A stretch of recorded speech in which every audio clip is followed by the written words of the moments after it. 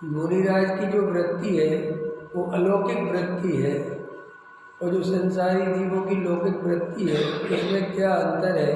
तो वो बहुत अच्छी चर्चा चल रही थी कि कैसे होते हैं दिगंबर मुनिराज, कैसे होते हैं सच्चे साधु। तो बता रहे थे जो संसारी जीव हैं, जो मोह से ग्रसित हैं, ग्रस्त हैं, जो रात और दिन पाप क्रिया में लगे हुए हैं, और रात और दिन जिनके चिंतन का विषय केवल पर पदार्थ है, समझ में आया। ऐसे लौकिक जन वे मिथ्या दृष्टि जीव हैं, और वे रात और दिन पाप का चिंतन करते हैं। काय का चिंतन करते हैं? पाप का चिंतन समझते हो कि नहीं समझते? पाप का चिंतन माने पर द्रव्य के बारे में इष्ट अनिष्ट कल्पना, ये पाप का चिंतन है। रात और दिन अपन अपने आप को सोचो तो अपन सुबह से शाम और शाम से सुबह तक क्या कल्पना करते हैं, क्या चिंतन करते हैं? इष्ट अनिष्ट, इष्ट अनिष्ट। ये काम बन जाए तो बहुत बढ़िया रहेगा, ऐसा हो जाए तो बहुत बढ़िया रहेगा, ऐसा नहीं होना चाहिए, ये नहीं होना चाहिए, बीमारी नहीं होना चाहिए, वो अगर दवाई मिल जाए तो बहुत बढ़िया रहेगा, वहाँ जगह मिल जाए तो बहुत अच्छा रहेगा, अगर अपने बेटे की नौकरी लग जाए तो बहुत अच्छा रहेगा, अपना पोता पढ़ लग जाए तो। पूरा रात और दिन काय का चिंतन चलता है। तो गुरुदेव ले रहे थे सामान्य मनुष्य जो मिथ्या दृष्टि जीव हैं, उन विचारों का तो रात और दिन चिंतन पाप क्रिया, पाप की क्रिया और पाप के चिंतन में ही चला जाता है। फिर जो सम्यक दृष्टि जीव हैं उनको त्रिकाली ध्रुव भगवान आत्मा की दृष्टि हो गई है, लेकिन स्वरूप की स्थिरता नहीं है, तो उन्हें अपने त्रिकाली ध्रुव भगवान आत्मा की दृष्टि तो है, लेकिन उनकी भी एक देश पाप की वृत्ति होती है। उनकी कितनी होती है? एक देश पाप की वृत्ति होती है। और सम्यक दृष्टि जीव भी 24 घंटे में, समझ लो, अंधश्रद्धा में तो वेद ज्ञान चलता रहता है, लेकिन परिणामों में उसके भी पाप का चिंतन चलता रहता है। एक देश अनंतानुबंधी जन नहीं, थोड़ा बहुत उसके भी चलता है। फिर आगे मुनिराज, मुनिराज का स्वरूप बता रहे थे कि कैसे होते हैं मुनिराज। अलौकिक वृत्ति होती है मुनिराज की। मुनिराज के पूरे जीवन में जरा सा भी पाप का चिंतन नहीं होता, जरा सी पाप की प्रवृत्ति नहीं होती, जरा सा भी संसार का चिंतन नहीं होता। कैसे होते हैं मुनिराज? कि जिनने अपने स्वभाव के सन्मुख ऐसा उग्र पुरुषार्थ जागृत किया है कि जिन्हें जगत के जीवों के साथ रहने का भाव ही नहीं आता, जो जंगलवासी हो जाते हैं, एकांतवासी होते हैं और स्वयं परिसय उत्पन्न करते हैं। क्या उत्पन्न करते हैं? परिसय। और अपन क्या उत्पन्न करने में लगे? अनुकूलता। अपन रात दिन क्या बनाते फिरते हैं? अनुकूलता, अनुकूलता, अनुकूलता, अनुकूलता।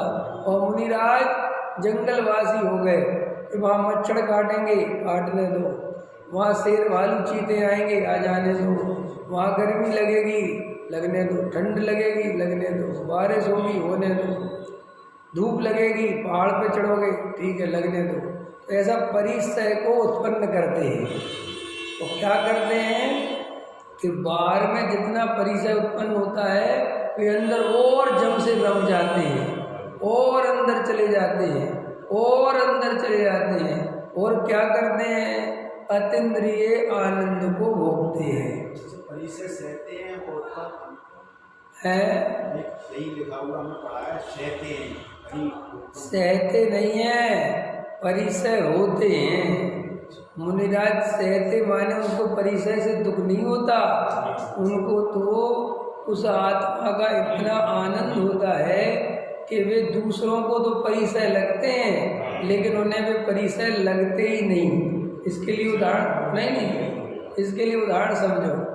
जैसे किसी की 4x4 की दुकान हो और वो ढंग से बैठ भी नहीं सकता, सिर्फ खड़ा ही रह सकता है, दुकान ही इतनी है, लेकिन इतनी चलती है, इतनी चलती है कि ग्राहकों की लाइन लगी रहती है, कैश में माल बिकता है और 2 रुपये की चीज़ 4 रुपये में बिकती है।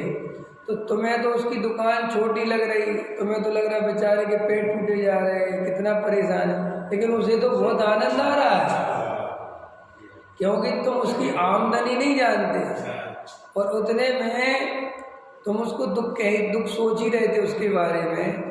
इतने में उसके पास गए और उससे कहा, अरे भाई साहब आप तो बड़े परेशान। उसने कहा, परेशान 10 करोड़ की दुकान है ये, तो अभी नहीं बेचूं, इसमें 1 लाख रुपए दिन की फायदा है, मैंने प्रॉफिट है 1 लाख का, तो क्या करोगे? अब वो दुखी दिखेगा, तुरंत सोचोगे यार ऐसी हमें दुकान मिल जाए, कि तुम्हें भी खड़ा रहना पड़ेगा। अरे खड़े रहेंगे, कौन सी आफत आ रही। तो ऐसे मुनिराज का जो अतीन्द्रिय आनंद है, मिथ्या दृष्टि जीव उससे परिचित नहीं है, तो वो बेचारा मुनिराज को दूर से देखता है तो मन ही मन सोचता है कि देखो मुनिराज कितनी तकलीफ सह रहे हैं। मुनिराज कोई तकलीफ नहीं सह रहे, मुनिराज को तो अतीन्द्रिय आनंद चल रहा है, और इतना आनंद आ रहा है कि वे उसको डिस्टर्ब करना नहीं चाहते।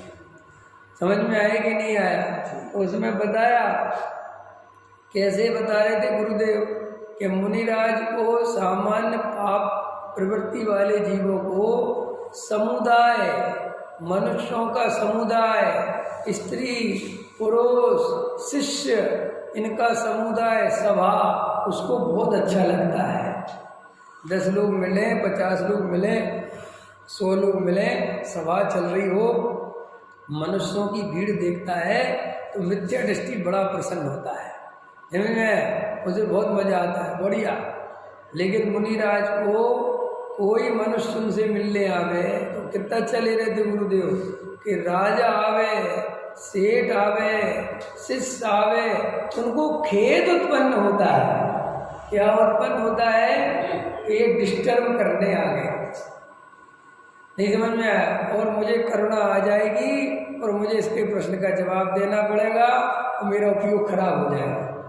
मैंने उनको लौकिक जनों से मिलना, उनका संपर्क होना खेद उत्पन्न कराता है और हम सबको उत्साह उत्पन्न कराता है, हम सबको आनंद आता है। जैसे मंदिर में आप प्रवचन में बैठे हो तो जिस दिन लोग कम होंगे आपको मज़ा नहीं आएगा, ठीक है, और जिस दिन पूरा मंदिर भरा होगा, चाहे प्रवचन भले ही हल्का हो, चाहे भले ही तुम्हारे मतलब की कोई बात नहीं आई हो, लेकिन भीड़ देख के तुम्हें बड़ा मज़ा आएगा। आज तो मज़ा आ गया, मंदिर पूरा चकाचक भरा था।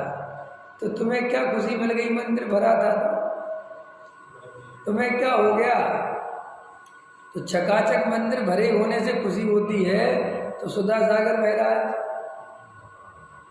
बड़े बड़े महाराज, कितनी भीड़ होती है वहाँ, है कितने साधु संतों के लाखों करोड़ आदमी बैठा हुआ है, तुम्हें फिर खुशी होनी चाहिए। वो भीड़ देख के तो खुशी नहीं होती, लेकिन अपने अहंकार के पोषण की भीड़ हो, जहाँ हम बैठते हो वहाँ भीड़ हो, ख्याल में आया कि नहीं आया, तो फिर मजा आता है। तो ये तुझे भीड़ की खुशी हुई कि तेरे अहंकार से खुशी हुई, जो तेरा मंदिर भर गया, मेरा मंदिर भर गया। आज तो अपने मंदिर में इतना आदमी आया, मजा आ गया, लेकिन वो तेरे मंदिर में नहीं आया और वो दूसरे के मंदिर में गया तो दुखी हुआ। क्यों हुआ? गया तो मंदिर तो गया। तो जो संसार में जो लौकिक जन हैं उनको क्या है कि समुदाय, भीड़, अहंकार, समझ में आया, इसमें मजा आता है। उन्हें धर्म से कोई लेना देना नहीं, उन्हें आत्मा से कोई लेना देना नहीं, उनका तो रात और दिन यही चिंतन चलता है, भीड़ कैसे बढ़े, लोग ज़्यादा से ज़्यादा कैसे अपने से जुड़े, लोगों को और अपन ज़्यादा से ज़्यादा कैसे लगाएं, अपना मंदिर और बड़ा और विशाल, लोग अपना नाम हो गए, सब जगह पूछें, इतना बड़ा कार्यक्रम किया, इतना बड़ा शिविर लगाया। तो अज्ञानी जीव को तो इसमें रस रहता है और ज्ञानी को इस भाव में रस रहता है कि ये संसारी जीवों से संपर्क हो गई नहीं, अज्ञानियों के बीच में बैठने ही नहीं पड़े, और ऐसे लोगों से दूर, सेठ, राजा, क्योंकि जो सेठ, ये राजा अधिकतर अज्ञानी होते हैं। और मुनिराज को लगता है कि ये संपर्क में आएंगे तो ये दुनिया भर का उपयोग खराब करेंगे, तो इसलिए जंगल चले गए, नगर से दूर चले गए, शेर चीतों के बीच में बैठ गए। कि क्यों? कि वहाँ तक आने की हिम्मत नहीं करेंगे। पहाड़ पे चढ़ गए ऊपर, तेज धूप है, वहाँ बैठ गए। उन्होंने कहा ये धूप से कोई दिक्कत नहीं है, लेकिन ये नगरवासी आएंगे तो ये हमारी बुद्धि खराब करेंगे। ये मुनिराज की अलौकिक वृत्ति है। कैसी वृत्ति है? अलौकिक। तो अलौकिक वृत्ति कैसी बता रहे थे? विषय भोगों को रोग समझते हैं। क्या समझते हैं? तो रोग का भाव उत्पन्न नहीं होता ना, होता है। अपन को ये दुनिया भर की जितनी बीमारी हैं, डेंगू है, मलेरिया है, कैंसर है, टीबी है, समझ में, तो ऐसा लगता है कि मेरे को हो जाए, इनमें से कोई बीमारी मेरे को हो जाए, ऐसा लगता है? ऐसा भाव आता है कि मेरे को हो जाए? क्यों? कि रोग है भाई। तो ऐसे मुनिराज विषय भोगों को रोग के समान समझते हैं, हलाहल जहर समझते हैं। तो वे अपने स्वरूप के अतीन्द्रिय आनंद में ऐसे झूलते हैं कि उनको स्वप्न में भी विषय भोगों का भाव नहीं आता। ऐसी अलौकिक वृत्ति है मुनिराज की।